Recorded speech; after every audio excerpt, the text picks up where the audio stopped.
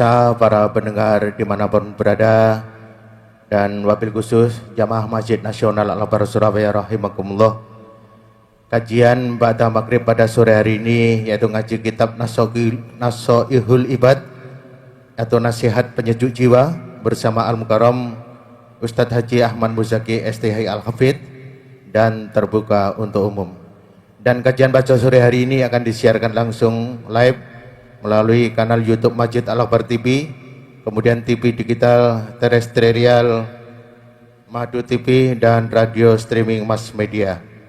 Kepada beliau Al-Mukarram Ustadz Haji Ahmad Muzaki STHI Al-Hafidh kami persilahkan. Assalamualaikum warahmatullahi wabarakatuh.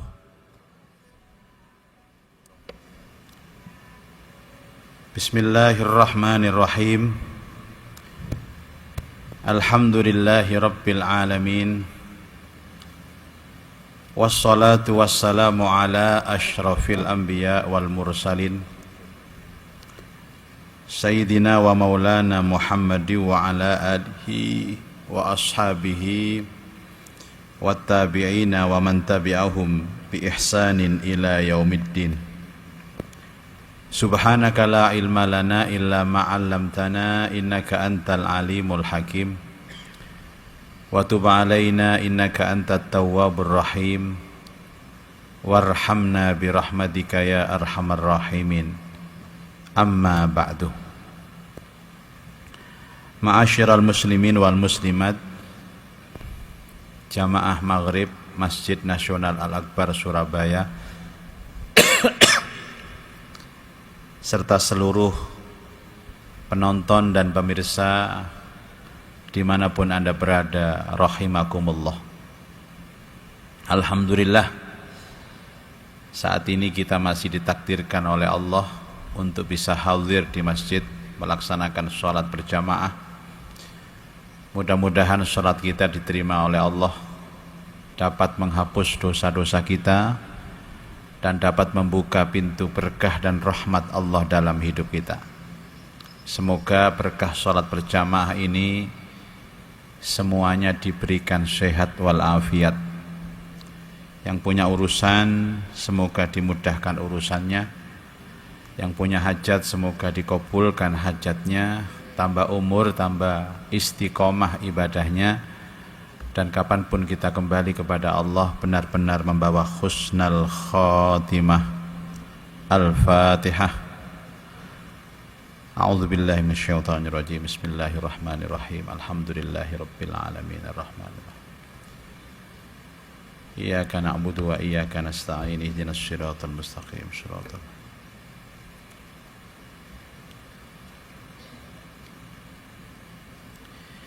Kita akan melanjutkan kajian kitab Nasoihul Ibad, nasihat penyejuk hati, yang sampai pada maqalah ke-35. Wal maqalatul khamisatu watsalasun, adapun pelajaran yang ke-35. An Aliyin radhiyallahu anhu wa karramallahu wajhah, dari Sayyidina Ali radhiyallahu an wa karramallahu wajhah, dan mudah-mudahan Allah memuliakan wajahnya. Inna ashabal a'mali arba'u khisalin, sesungguhnya amalan-amalan yang sulit itu, arba'u khisalin, ada 4 perkara. Amalan-amalan yang sulit ada 4 perkara. Yang pertama, al-afwu indal ghadabi, memaafkan tatkala marah. Oh, ini berat ini Pak, memaafkan tatkala marah. Ruwiya annahu sallallahu alaihi wasallam qala, Diriwayatkan sesungguhnya Nabi sallallahu alaihi wasallam bersabda, "Man kaffa ghadabahu kaffallahu anhu adzabah." Barang siapa yang menahan amarahnya, maka Allah akan menahan azabnya. Jadi hal-hal yang sulit, amal yang sulit, yang pertama adalah memaafkan ketika marah. Kalau memaafkan ketika kondisi hati yang enak itu enak, Pak. Misalkan ada orang bersalah kepada kita yang bikin marah, sampai kita marah, kemudian kita mau memaafkan dia. Oh, ini sangat dicintai Allah. Dan siapa yang menahan amarahnya, siapa yang menahan amarahnya, maka Allah akan menahan azabnya. Misalkan, ini contoh ya Bu ya, contoh ya. Ana wong lanang rabi maneh, contoh ini ya. Kemudian ibu marah semarah-marahnya. Kemudian suami itu kemudian minta maaf, "Mama, aku minta maaf, Ma, aku salah, aku khilaf." Terus mau memaafkan suaminya. Oh, ini top-topnya manusia ini, memaafkan ketika marah. Contohnya cik angel sih Pak Muzaki, contohnya cik angel. Contoh liane ya Pak. Contoh kok ngono. Enggak, itu kan yang menyebabkan marah. Yang menyebabkan marah sekali. Kemudian ibu mau memaafkan itu, Masya Allah. Jadi ini ibu nih, ya Pak, tak maafkan kesalahanmu, tapi langkai dulu mayatku. Waduh, ini anak langkai-langkai ini ya sara. Jadi berat Bu, berat Pak. Memaafkan pada saat kita marah itu berat.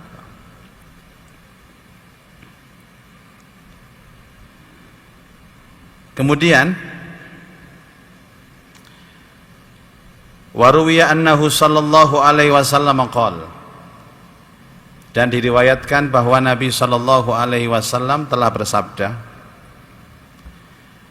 "Man kaffa ghadabahu," barang siapa memaafkan marahnya, menahan amarahnya, "wa basata ridahu," dan membentangkan ridhonya, "wa badzala ma'rufahu," dan menyerahkan sedekahnya, "wa wasala rahimahu," dan menyambung silaturahminya, "wa adda amanatahu," dan menjalankan amanahnya, "adkhalahu Allahu azza wa jalla," Allah memasukkan pada hari kiamat, yaumal kiamati fi nurihi al-a'zam, di dalam cahayanya yang agung.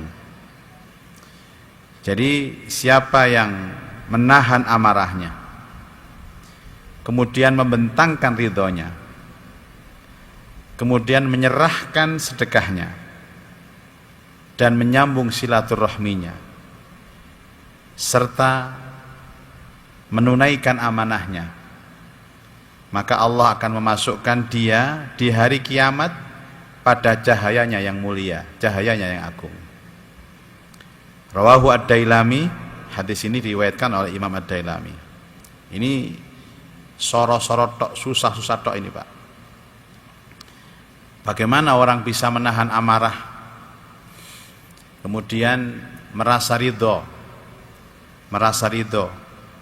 dan menyerahkan seluruh sedekahnya, kemudian menyambung silaturahminya, menjalankan amanahnya, adkhalahu Allahu azza wa jalla yaumal qiyamati fi nurihil azam. Allah akan memasukkan dia di hari kiamat di dalam cahayanya agung. Amalan-amalan ini Pak adalah amalan-amalan yang berat sekali. Kalau kita bisa melaksanakan, bagaimana kalau kita bisa melaksanakan salah satu Pak? Oh enggak bisa Pak, ini semuanya, ini satu paket Pak. Menahan amarah, terus ridho, kemudian menyerahkan sedekahnya, dan menyambung silaturahminya, dan menunaikan amanahnya. 5 ini Pak, maka pahalanya besar, pahalanya dimasukkan Allah ke dalam cahayanya yang agung. Ada orang yang namanya Pak Sabar di tetangga saya itu Pak, tapi ngamuan. Sabar tapi ngamuan. Jadi begini Pak, orang marah itu kalau tidak dituruti dan ditahan, maka dia akan mendapat pahala besar dari Allah. Dan amarah yang dituruti, amarah yang dilampiaskan, itu selamanya amarah itu tidak akan hilang daripada hidupnya.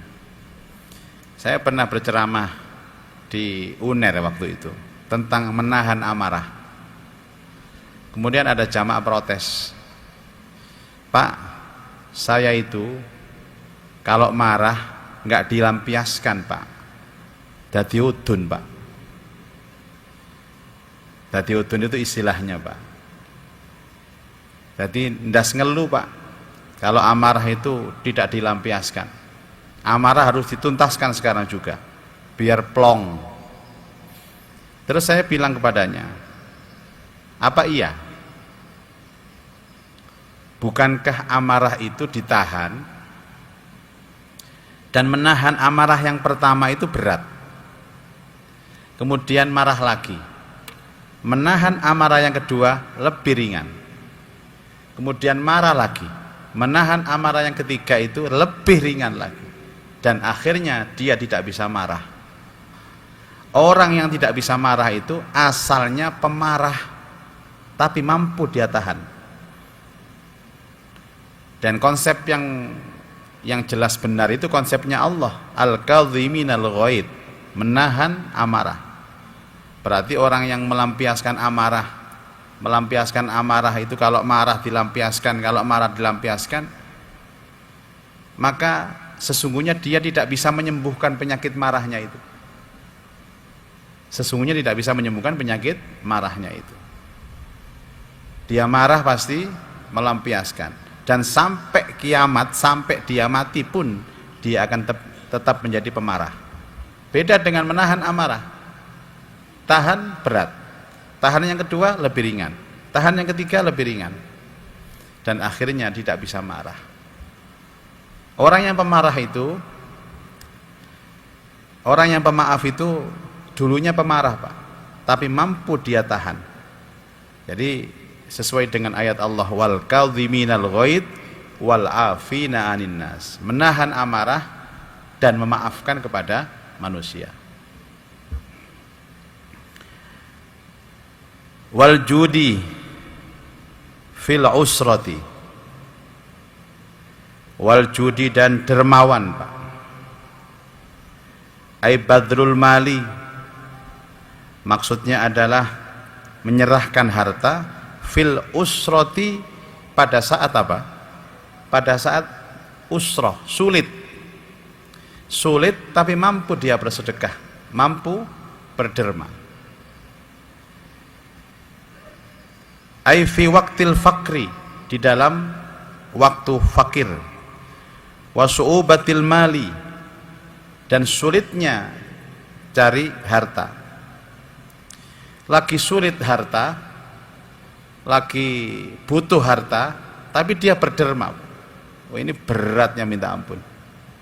Belum tentu yang ngomong ini bisa melakukan Pak, tapi kita akan ngaji ya, ngaji. Kadang-kadang lagi lapang saja kita sulit mengeluarkan itu, apalagi lagi sulit. kesulitan ekonomi mampu mengeluarkan. Seperti ada kalimat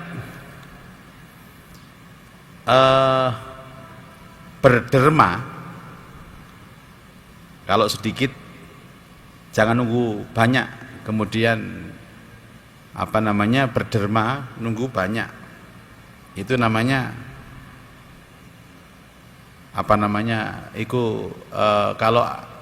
kalau sedikit itu kan begini, Pak. Orang yang mampu berderma walaupun sedikit,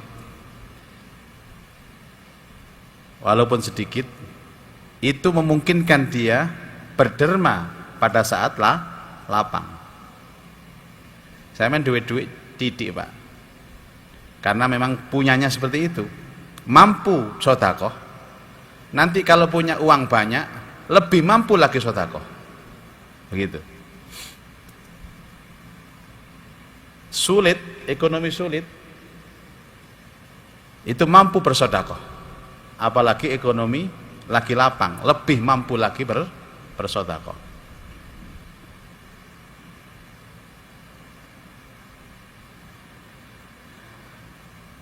Wal iffah, dan menjaga kehormatan. Aiman ul haram, yakni mencegah barang haram, fil khalwati, di dalam masa sepi. Jadi dia mampu menahan barang haram pada saat waktu sepi, nggak ada orang. Ai fi waqtil infiradi, di dalam waktu sendirian, anin nasi, atas manusia. Jadi waktu sendiri dia bisa menahan, dia bisa membawa dirinya nggak terjerumus kepada kemaksiatan. Tentunya pada saat ramai dia lebih mampu lagi, Pak.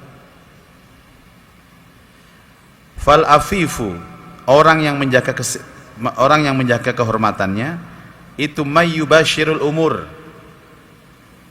orang yang melakukan urusan-urusan ala wafqis syar'i, di atas sesuatu yang sesuai dengan syarak, wal muru'ati, dan dengan akhlakul karimah. Kalau saya sendiri saja bisa saya menjaga diri, maka kalau dikala ramai saya lebih bisa menjaga diri. Biasanya orang-orang itu kalau saat ramai bisa menjaga diri, tapi saat sepi tidak bisa menjaga diri. Dan yang keempat, wa qaulul haqqi liman yakhafu, dan mengatakan kebenaran kepada orang yang ditakutinya. Seperti kasultanin jair, seperti berbicara kepada sultan yang jair, yang jahat. Dia tidak takut, Pak, tidak pernah punya beban hidup, walaupun itu adalah pemimpinnya, walaupun pemimpinnya punya jabatan, tapi kalau salah dia ingatkan, dia tegur. Itu ada cerita bahwa ada tentara ini sifatnya anak buah, Pak. Kemudian ada pimpinan tentara ini non muslim. Pada waktu itu ada acara di masjid, kemudian tentara non muslim pimpinan ini, Pak, masuk masjid dan sepatunya dipakai di masjid. Kemudian ditegur sama anak buahnya ini, hei, lepas itu, ini masjid, ini rumah Allah, ini suci. Kemudian terpaksa dipecat dia, Pak. Anak buahnya ini yang mengingatkan dia dipecat. Jadi asalnya jadi tentara, jadi Pak, jadi marbot, dipecat jadi marbot. Dari wong iku ketepaan aku jadi marbot. Itulah. Jadi dia berani berkata benar kepada pemimpin yang mungkin orang lain takut kepadanya. Nggak punya beban, hidupnya nggak punya beban. Dia hanya takut kepada Allah. Takut kepada Allah, dan kalau orang lain salah, walaupun itu pimpinannya Pak, dia tegur. Au yarjuhu, atau diharapkan. Au yarju ay yarju afuwahu au i'tahu, atau diharapkan pemaafannya dan pemberiannya. Misalkan ada orang biasanya beban kepada orang ini karena orang ini diharapkan mampu memberi dia. Kalau saya tegur, nanti saya nggak diberi lagi Pak. Kalau saya tegur, saya nggak dikasih fasilitas lagi sama dia. Kadang-kadang begitu Pak. Nah, maka 4 ini adalah hal yang terberat di dalam hidup. Apa tadi Pak? Memaafkan saat dia marah, dan berderma saat dia sulit, kemudian menjaga kehormatan di waktu sepi, kemudian berkata benar kepada orang yang ditakutinya, dan diharapkan dia memberikan sesuatu kepadanya. Wallahu alam bissawab. Mungkin dari jamaah ada yang ingin bertanya, saya persilahkan.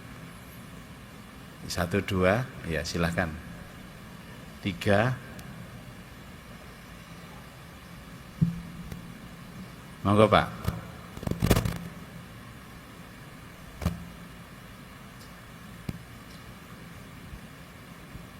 Ayo.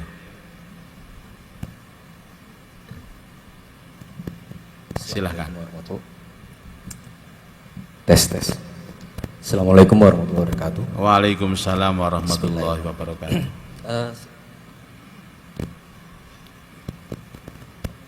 Terkait materi yang Pak Ustadz sampaikan, yang pertama, poin pertama adalah mudah memaafkan ketika marah.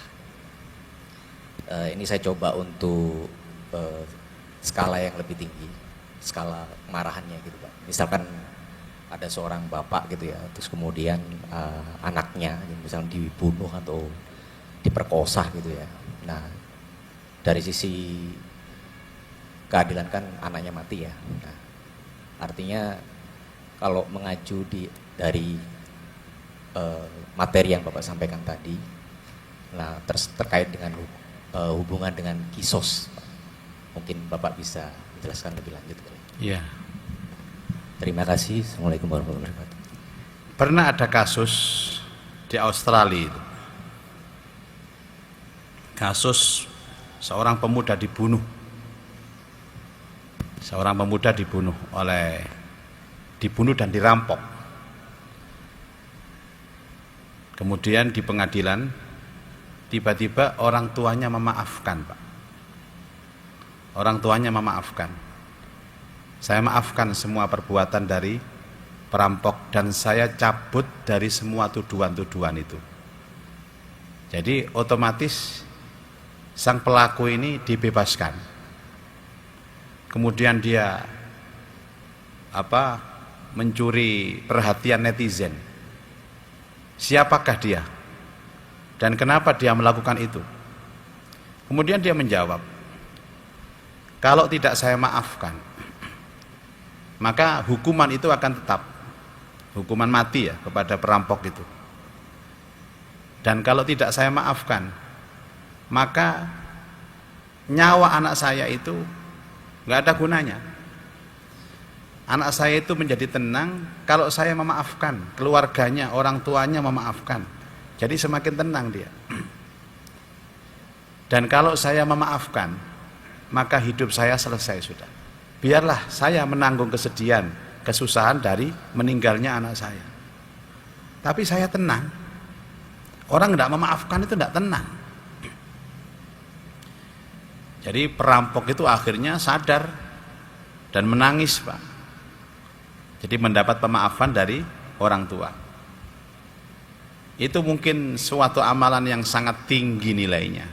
Enggak biasa orang seperti itu, Pak. Ya biasanya orang itu kalau anaknya terbunuh, apalagi diperkosa, dendam.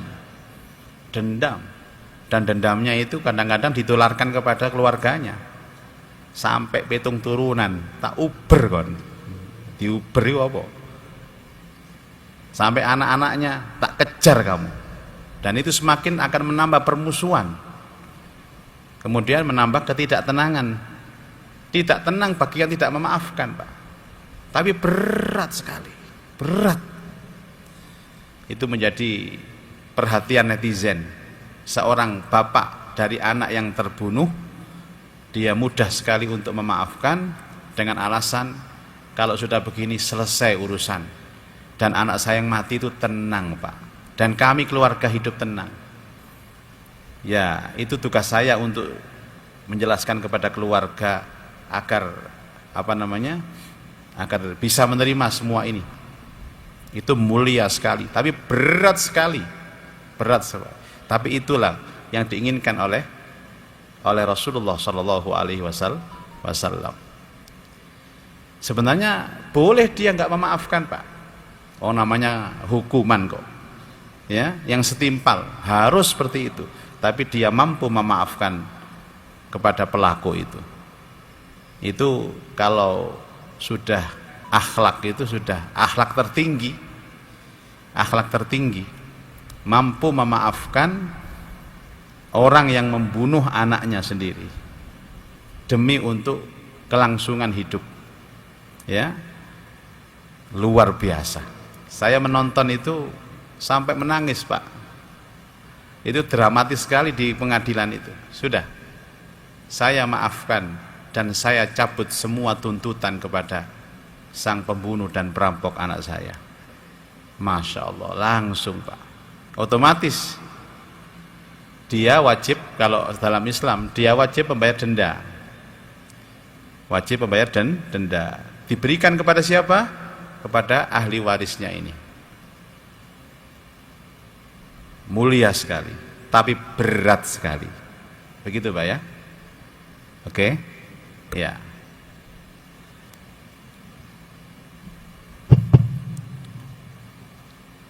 Assalamualaikum warahmatullahi Waalaikumsalam warahmatullahi Mohon maaf, wabarakatuh. Ustaz.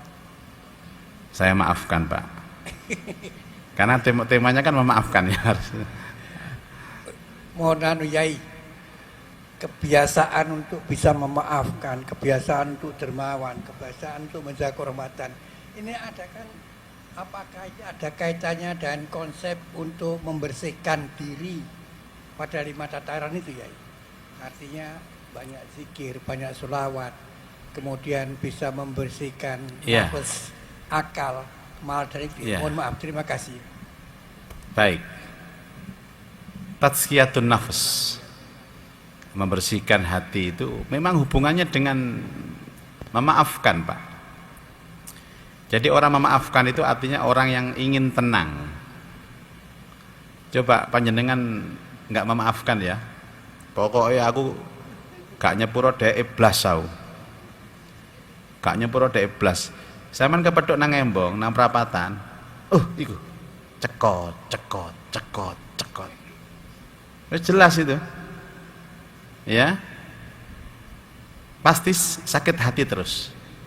Dan memaafkan itu sudah otomatis membersihkan hati. Otomatis membersihkan hati. Orang yang tidak pernah bisa memaafkan itu menyimpan sampah di dalam hatinya. Dan sampah itu kalau nggak segera disingkirkan, sampah itu kan busuk, Bu. Busuk. Lama-lama ngeset. Dan kalau sudah ngeset, kotor hati ini, Pak. Dan kotor itu cepat menjalar kemana-mana. Akhirnya tubuh ini menjadi penyakit kronis gara-gara sampah itu. Tapi ya memang berat. Dan kabar gembira bagi yang sering disalahi, kalau dia mau memaafkan itu, maka yang yang musuhnya itu nanti ada sendiri di akhir, di mana nanti yang dihina disuruh menghina, Pak, yang suruh memfitnah. Maka Rasulullah Shallallahu Alaihi Wasallam itu sifat tertingginya juga memaafkan. ya'fu wa la yu'aqib. Nabi itu diperlakukan orang-orang musyrik ya seperti itu, dimaafkan, tidak mau membalas. Dia ya'fu wa la yu'aqib, jika disakiti Nabi memaafkan dan tidak membalas. Memaafkan dan tidak membalas, karena ada waktu membalas sendiri di akhirat. Seperti Rasulullah pernah sholat di Multazam, itu disiram Pak, disiram sama kotoran onta yang basah, kotoran campur jeroan, itu ya opo ambune ya, disiramkan ke atas Rasulullah Shallallahu Alaihi Wasallam. Kemudian disaksikan oleh Fatimah yang waktu itu masih kecil. Terus Fatimah sampai nangis Pak. Ayah, apa yang mereka lakukan kepada ayah? Kenapa ayah nggak membalas? Kemudian Rasulullah bersabda, ada waktunya sendiri membalas itu nak. Ada waktunya sendiri. Waktunya itu maksudnya nanti ada satu masa akan datang yang menghina akan dihina, yang menyiksa akan disiksa. Itu Rasulullah Pak. Orang yang bisa memaafkan itu orang yang punya sifat tinggi, sifat akhlakul karimah yang tinggi. Belum tentu saya bisa melakukan seperti itu, tapi sama-sama belajar kita, sama-sama belajar. Ya begitu ya Pak Yahya. Ibu monggo. Satu lagi.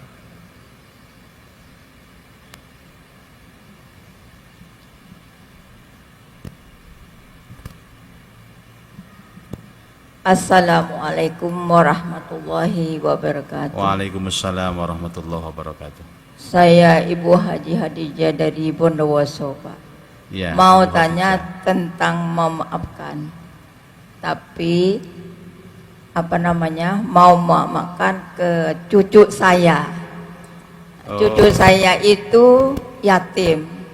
Mau ikut temannya malam-malam tidak boleh sama saya. Jadi ngelawan sama saya. Saya itu marah. Jangan nak, kamu satu-satunya anak yatim, tidak boleh kemana-mana. Harus di rumah aja baca doa biar dapat pahala. Nanti kalau kamu jalan keluar, apalagi kamu tak melihat. Iya kalau tidak jatuh, kalau jatuh bagaimana nak? Gitu. Jadi gimana selanjutnya Pak?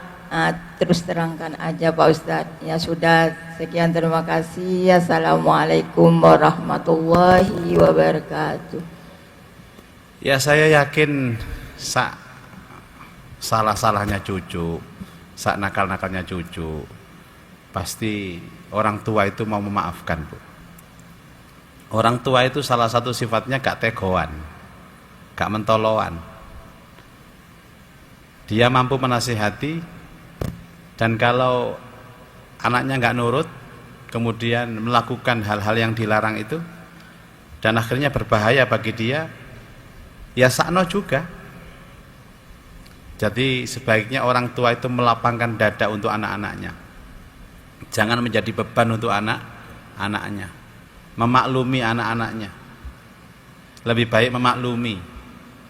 Lebih baik memaafkan. Karena orang tua itu kasih sayangnya itu banyak Bu. Rahmatnya itu banyak kepada anak-anaknya. Jadi walaupun anaknya salah tetap dimaafkan. Sebaiknya begitu.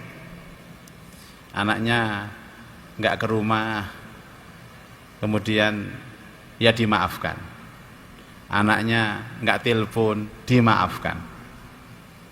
Apalagi terus hanya sekedar urusan-urusan seperti main-main dilarang, tetap dimaafkan. Jembar, pemaafan orang tua itu jembar sekali kalau itu urusan anak. Nah utamanya kalau ibu-ibu punya anak sudah besar-besar, sudah menikah, sudah, yang penting kita memaklumi mereka, memaafkan mereka. Seandainya mereka tidak telepon ke kita, enggak sowan ke kita, sudah maklum. Mereka pun punya keluarga sendiri. Nah, ibu cari kegiatan sendiri, apa? Pengajian sama teman-temannya. Terus di pengajian itu curhat-curhatan sama teman-temannya. Mbak, ya apa mbak anakku sing bajeng? Nggak pernah ke rumah mbak, nggak pernah telepon. Terus temannya jawab, podo mbak. Senasib seperjuangan bu. Itu jembar pemaafannya. Jembar pemaafannya. Jadi memaafkan anak tanpa batas. Walaupun anak itu salah, tetap dimaafkan. Itu cirinya orang tua, cirinya kakek, cirinya nenek, cirinya ibu. Begitu bu. Nggak pernah anak punya salah kepada orang tua. Itu insya Allah enak begitu. Jadi nggak bikin beban anak semakin hari semakin salah. Ngoten nggih Bu? Baik. Saya kira sampai di sini dulu perjumpaan kita. Kita lanjutkan dalam pengajian yang akan datang. Subhanakallahumma wa bihamdika asyhadu an la ilaha illa anta astaghfiruka wa atubu ilaik. Assalamualaikum warahmatullahi wabarakatuh.